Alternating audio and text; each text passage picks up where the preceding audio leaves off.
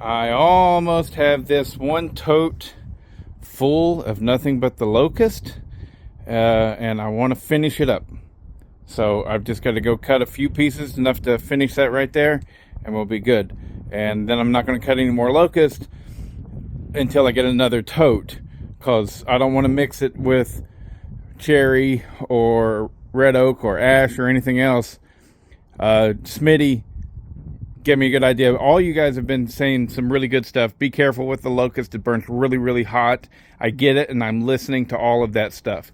But one thing that Smitty said that took it a little bit further, and I thought was, oh yeah, that's yeah, absolutely. I guess Locust burns so hot that it's kind of like coal, and you want to just you want to supplement with it or save it for the really, really cold temps. And so Smitty recommended that I keep it completely separate from anything else. Don't put it in with anything. Don't mix it up. And I'm like, yeah, I can do that.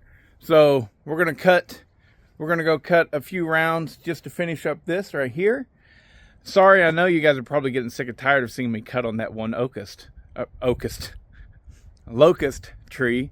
But at least I'm running different saws every time. This time, the moneymaker is the Makita 6100, ported by me. We're running a... I like the way it says Makita on the side there like that. We're running it's a used, but it's never been sharpened, C83 Husqvarna chain. So here we go. We're going to go cut up with that, and then I'm going to split it and fill up that last tote right there.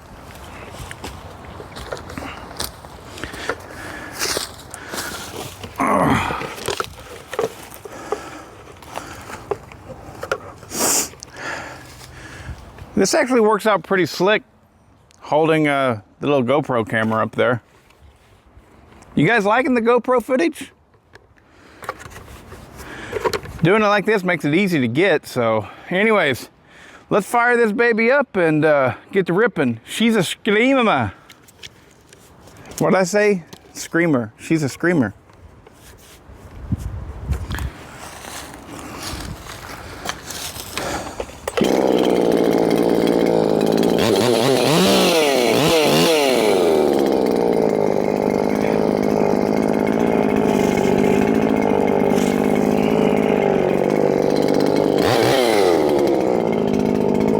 Go at this kind of fast, so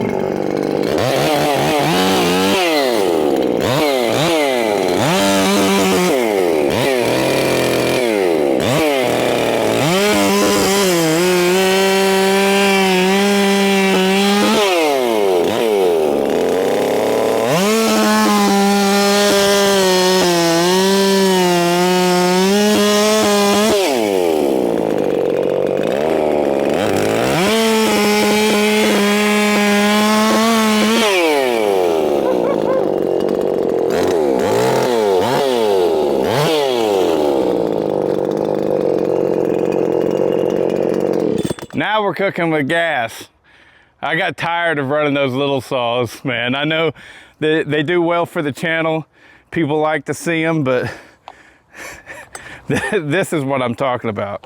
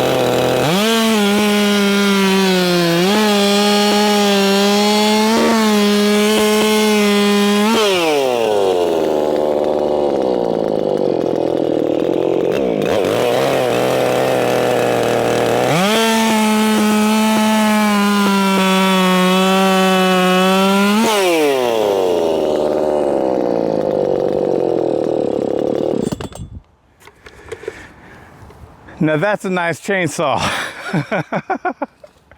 Oh, that just runs so well. What the hell? I didn't even turn on the GoPro. All that, oh, son of a bitch. I didn't even hit record. As good as that Makita runs, it does run, you know, exceptionally well. It really does. But at that firewood get together, people really seem to like the 562 XP Mark II a lot better. Which is not really surprising. They both run fantastic, but get it into bigger wood, I believe that 562 had more grunt to it, which is very surprising because I know it's not surprising to me. I know what I did. I know what I did. So, anyways, but the exhaust roof on the 562, I think it was at 98, and the exhaust roof on that Makita, I think, is at 101, and I do believe that the 562 has more ass to it than that does. So you go, what?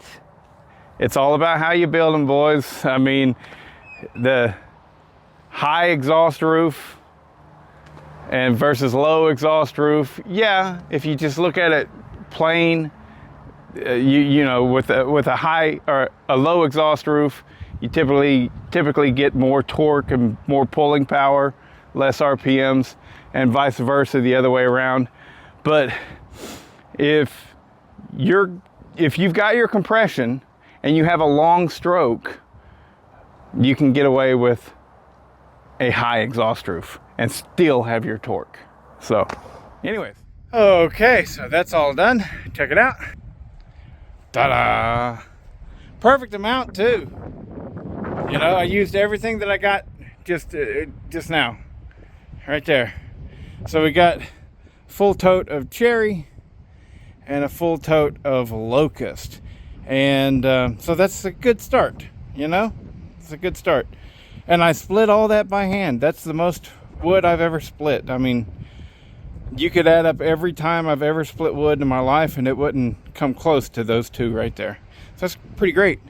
And it's getting a lot easier. I got me a tire, but what I was splitting today was really small, as well as this would just slip right over top of my my base, whatever. So anyways, I got to get a bigger base. But anyways, it's happening. The splitting it's getting easier. It's, man, isn't that pretty back there? Jesus. God, it's so nice. Wow. Anywho, it won't be long. I'll be mowing the grass. Still a little bit cool up here. Like right now, it's only like, I think like 58 degrees. Something like that. Anyways, it's getting easier to split.